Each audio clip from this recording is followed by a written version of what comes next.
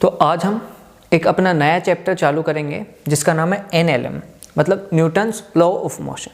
इससे पहले हमने जितने भी इम्पोर्टेंट टॉपिक्स थे बेसिक मैथमेटिक्स के और जितने भी इम्पोर्टेंट टॉपिक थे वेक्टर के वो कवर कर लिए हैं। अगर आप देखना चाहते हैं तो वहाँ प्लेलिस्ट में जाकर देख सकते हैं। चलिए, तो NLM में सबसे पहला जो टॉपिक होगा वो होगा फोर्स। तो चलिए स्टार्ट करते हैं हम। आज का लेक्चर बहुत बेसिक होने वाला है, बेसिक के साथ साथ बहुत इम्पोर्टेंट। अगर आज का लेक्चर आता है तो आप आगे जाके काफ़ी आसानी से NLM को पढ़ सकते हो और कवर कर सकते हो। लेकिन अगर आज का लेक्चर नहीं आता या मिस कर दिया तो मुश्किल पड़ सकती है। ठीक है, चलिए देखो फोर्स क्या होता है। फोर्स को F से डिनोट करते हैं।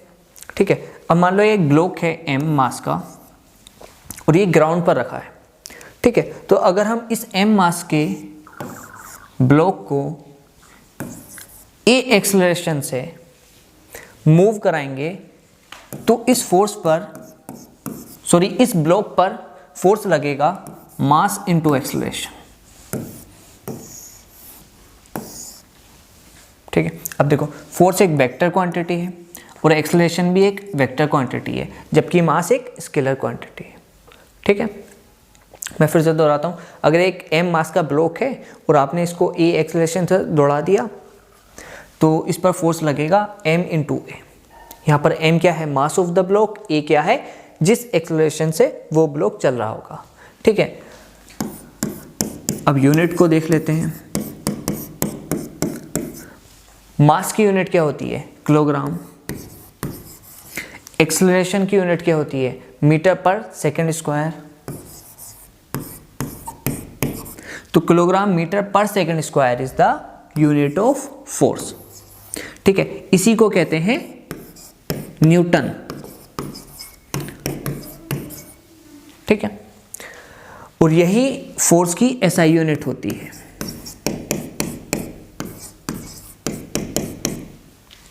और एक CGS यूनिट भी होती है फोर्स की, जिसको हम कहते हैं डाइन।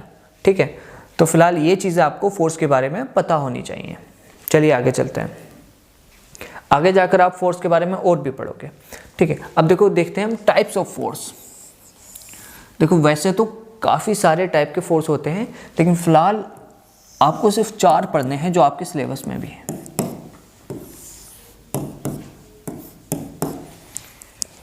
एक होता है नॉन कॉन्टैक्ट फोर्स। ठीक है, और एक होता है कॉन्टैक्ट फोर्स।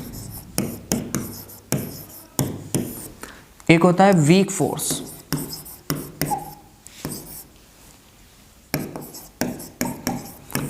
एक होता है न्यूक्लियर फोर्स। तो आपके सिलेबस में 4 तरीके के फोर्स है। ठीक है, नॉन कॉन्टैक्ट फोर्स मतलब दो बॉडी में कॉन्टैक्ट नहीं हुआ है, उसके बावजूद भी उन दोनों के बीच में फोर्स लग रहा है। इसके एग्जाम्पल हैं ग्रेविटेशनल फोर्स। ठीक, और एक और एग्जाम्पल है इलेक्ट्रोस्टैटिक्स फोर्स। और एक और एग्जाम्पल है वो है मैग्नेटिक फोर्स। तो इन तीनों तरीके के फोर्स में फोर्स तो लगता है लेकिन कांटेक्ट नहीं होता है बॉडी के बीच में। ठीक है, ग्रेविटेशनल फोर्स में अगर आप 2 मासेस को रख दोगे आपस में तो वो एक दूसरे पर फोर्स लगाएंगे। ठीक है, हालांकि कांटेक्ट भी नहीं होंगे वो एक दूसरे से, लेकिन उसके बावजूद भी फोर्स लगाएंगे। वहीं इलेक्ट्रोस्टैटिक्स में अगर 2 चार्जेस को बराबर में रख दोगे आप दूरी पर कुछ, तो भी वो आपस में एक दूसरे पर इलेक्ट्रोस्टैटिक फोर्स लगाएंगे। सेम केस मैग्नेटिक फोर्स में, अगर आप 2 मैग्नेट को रख दोगे बराबर में तो वो आपस में फोर्स लगाएंगे। ठीक है, चलिए अब आता है कॉन्टैक्ट फोर्स, मतलब फोर्स लगा है कॉन्टैक्ट की वजह से। उसका पहला एग्जाम्पल है नॉर्मल फोर्स। दूसरा एग्जाम्पल है टेंशन। तीसरा एग्जाम्पल है फ्रिक्शन। चौथा एग्जाम्पल है स्प्रिंग फोर्स।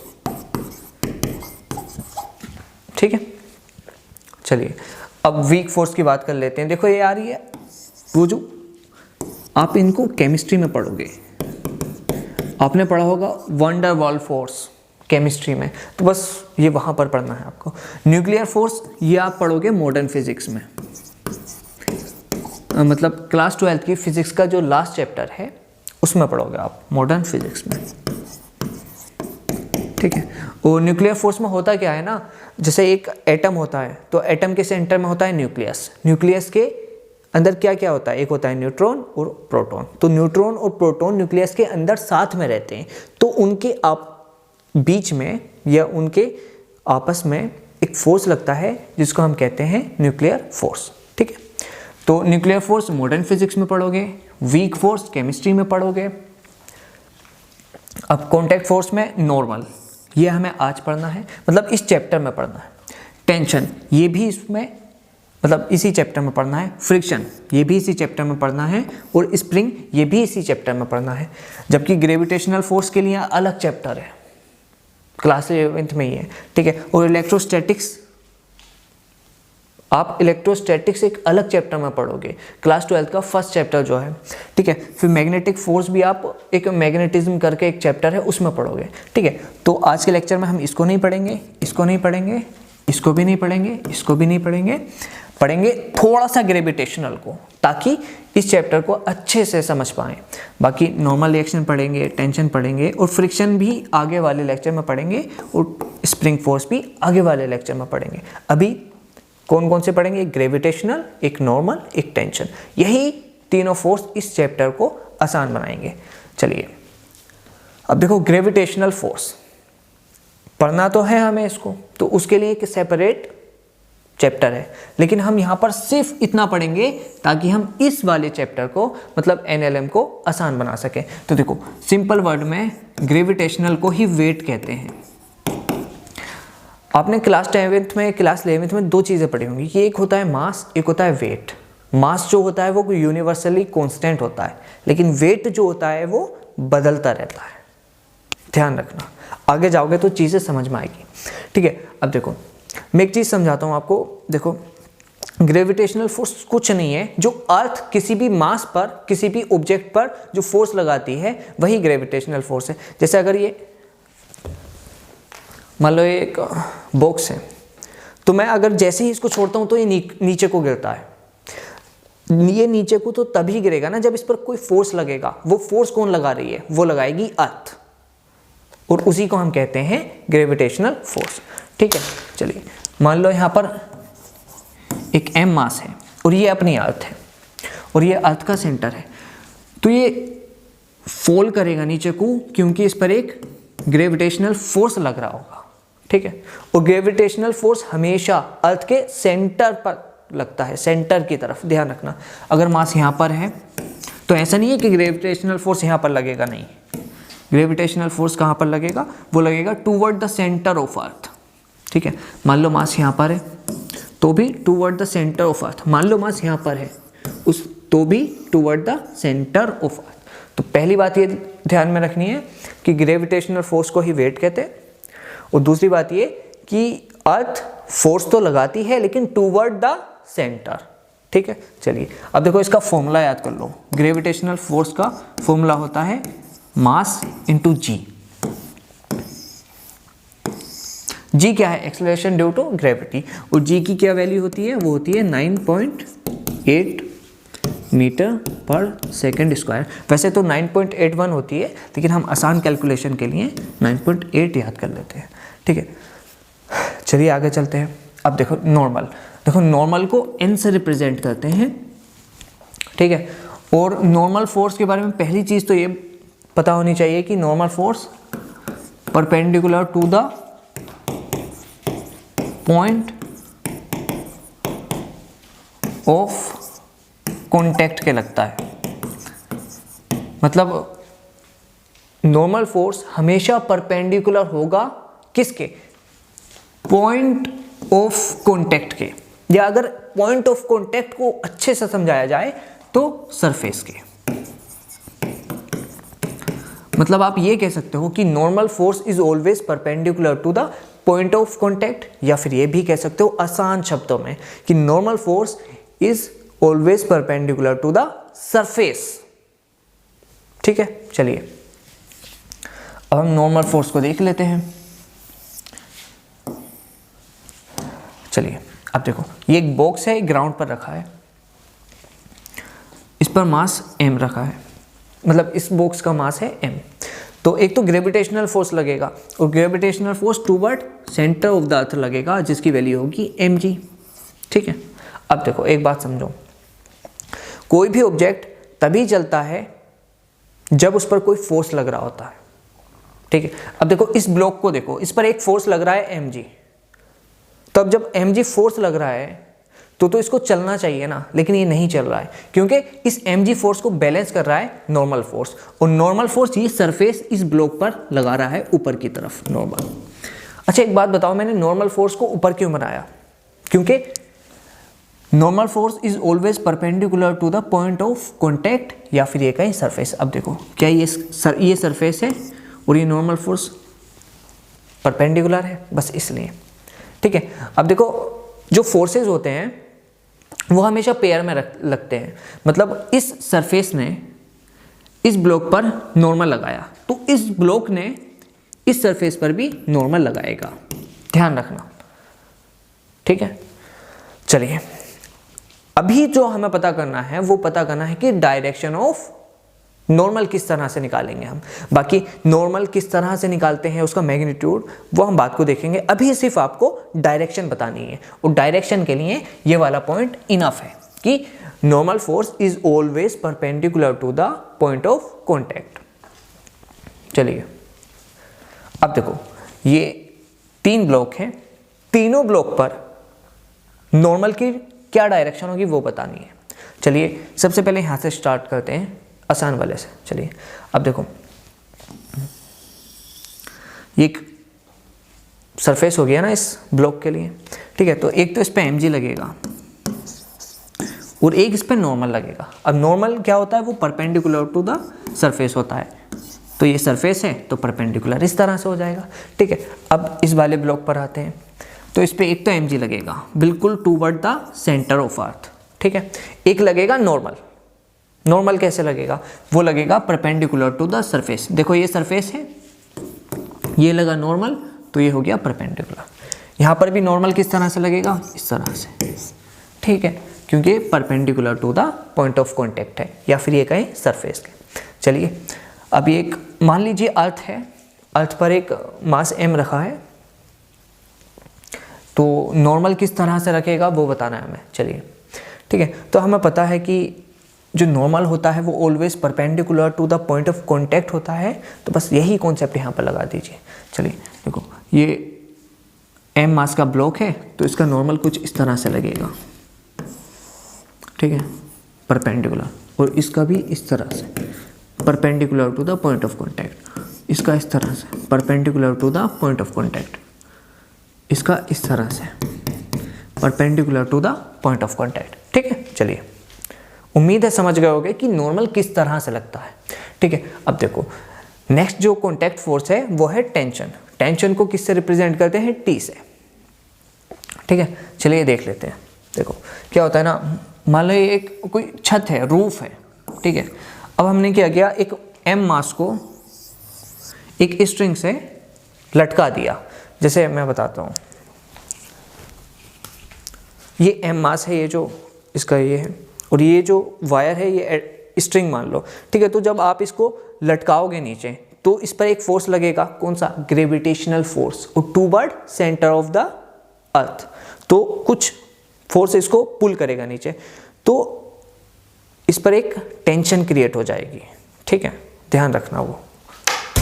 तो अगर यहाँ पर mg मतलब ग्रेविटेशनल फोर्स लगेगा तो इस स्ट्रिंग पर एक टेंशन डेवलप हो जाएगी, उसी को हम कहते हैं, मतलब T से रिप्रेजेंट करते हैं।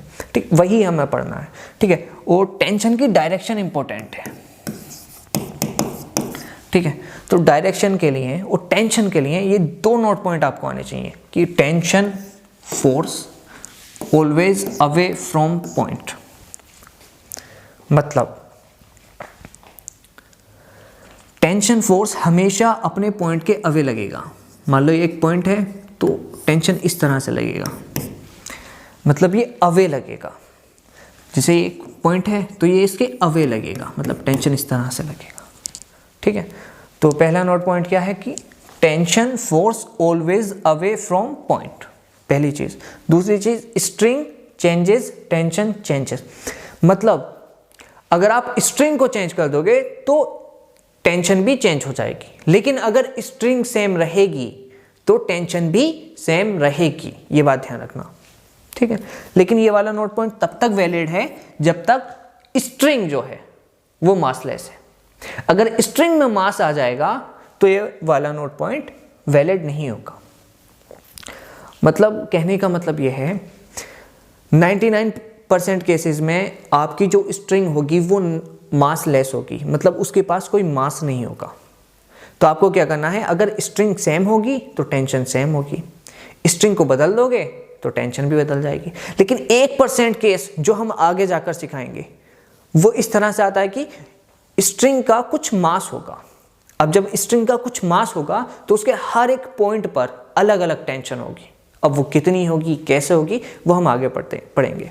फिलहाल ये नोट पॉइंट ध्यान रखो, ये तो अभी यही काम के हैं, ठीक है। चलिए अब देखो, अगर मैं कह देता हूं इस टेंशन की वैल्यू 10 न्यूटन है और मैं पूछता हूं अब बताओ इस टेंशन की कितनी वैल्यू होगी, तो आप ये दूसरा वाला नोट पॉइंट लगा दोगे कि स्ट्रिंग चेंजेस टेंशन चेंज, मतलब जब तक स्ट्रिंग चेंज नहीं होगी तब तक टेंशन सेम रहेगी। देखो क्या ये सेम स्ट्रिंग है, बिल्कुल। तो अगर यहां पर 10 न्यूटन लग रहा है तो यहां पर भी 10 न्यूटन ही लगेगा, ठीक है। चलिए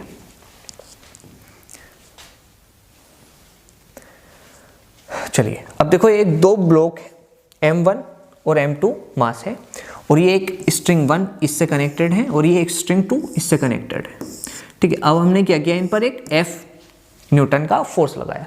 तो अब इसमें हमें डायरेक्शन बतानी है टेंशन की। चलिए, तो डायरेक्शन किस तरह से बताते थे हम कि tension force always away from point. देखो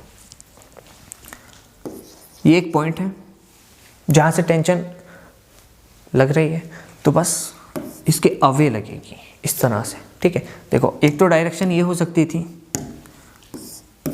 लेकिन ये नहीं होगी क्योंकि ये अवे नहीं है, ये टूवर्ड है।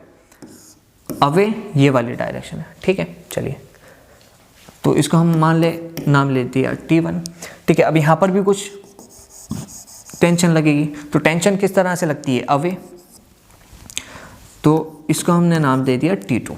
अब देखो यहाँ पर हमने T1 नाम दिया है और यहाँ पर हमने T2, उसका रीज़न क्योंकि देखो ये अलग स्ट्रिंग है और ये वाली अलग, यहाँ पर टेंशन अलग होगी और यहाँ पर टेंशन अलग होगी, ठीक है। और यहाँ पर टेंशन की डायरेक्शन हो जाएगी कुछ इस तरह से, और इसकी भी मैग्नीट्यूड होगा T2। यहाँ पर भी हमने T2 नाम दिया है और यहाँ पर भी T2। उसका रीज़न ये है कि स्ट्रिंग सेम है तो टेंशन सेम रहेगी, ठीक है। चलिए आगे चलो। अब देखो 3 ब्लॉक हैं, हमने F न्यूटन फोर्स लगा दिया, तो अब बताओ टेंशन की डायरेक्शन। चलिए देखो, अवे होगी ना फ्रॉम द पॉइंट, तो ये हो गई T1, अवे ये हो गई T2, अवे ये हो गई T2, अवे ये हो गई T3, अवे ये हो गई T3।